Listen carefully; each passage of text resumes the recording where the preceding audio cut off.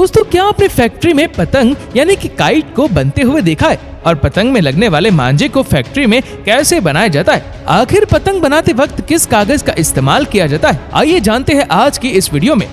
सबसे पहले बात करते हैं पतंग यानी कि काइट बनाने की।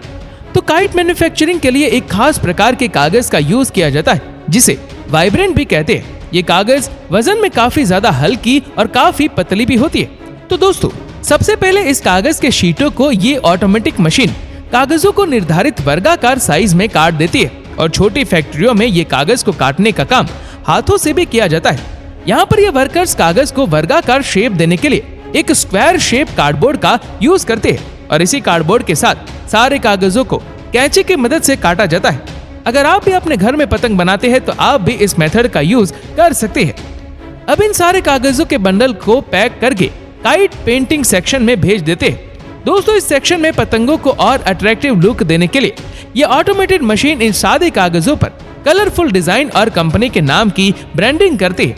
अब ये कागज तो उड़ने वाली है नहीं, तो इसीलिए अब इस कागज को उड़ाने के लिए इसमें बैम्बू स्टिक लगाने का प्रोसेस किया जाता है। इसके लिए सबसे पहले इन कच्चे बैम्बू के स्टिक को हीट फ्लेम के जरिए सुखाया जाता है ताकि ये बैम्बू स्टिक और भी ज्यादा मजबूत हो जाए।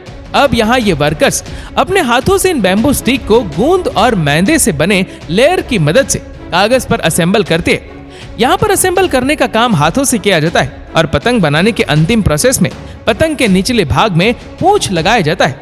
तो भाई साहब, हमारी पतंगे बनकर हो चुकी है तैयार, लेकिन अब इसे आकाश में उड़ाने के लिए मांझे की जरूरत पड़ेगी, जिसे छोटे बड़े गाँवों में लटेर के नाम से भी जाना जाता है। दोस्तों, इस मांझी को बनाने से पहले इसमें लगने वाली फिरकी को तैयार किया जाता है, जो वुडन और कभी कभी प्लास्टिक से भी बना रहता है।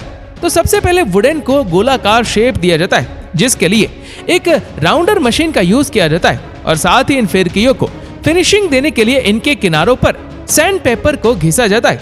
अब रोटेटर सिस्टम में सभी फिरकियों को डाला जाता है।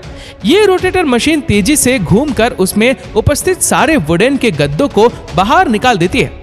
अब यहाँ इन सभी पर एक एक करके इस जुगाड़ प्रिंटिंग मशीन की मदद से कंपनी की लेबलिंग की जाती है और रंग को सूखने के लिए इसे थोड़ी देर खुले में छोड़ देते हैं। अब इन दोनों राउंड वुडन शेप को कार्ड बॉक्स के पाइप के साथ पावर ग्लू की मदद से अच्छे से अटैच कर देते हैं और अब वुडन के मोटे स्टिक को भी इसमें लगा दिया जाता है।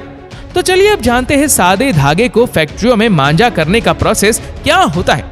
तो फैक्ट्रियों में धागे को मांझा करने के लिए सबसे पहले आटे के चावल, ग्लू, कलर और साथ ही ग्लास के पाउडर को आपस में मिक्स करके आटे का एक डॉ तैयार कर लिया जाता है। तो अब इस तैयार आटे को डॉ को वर्कर्स सादे धागे के चौड़े से लेयर पर खींचते हैं, जिसके लिए वर्कर्स द्वारा सेफ्टी बैंड का इस्तेमाल भी किया जाता है और ये मांझा हुआ धागा सूखने के बाद काफी ज्यादा मजबूत भी हो जाता है। तो फाइनली अब इन मांझे हुए इन धागे को फिरकी में लपेट दिया जाता है। दोस्तों, कुछ इस तरह से बनता है मांझा, धागा, फिरकी और पतंग।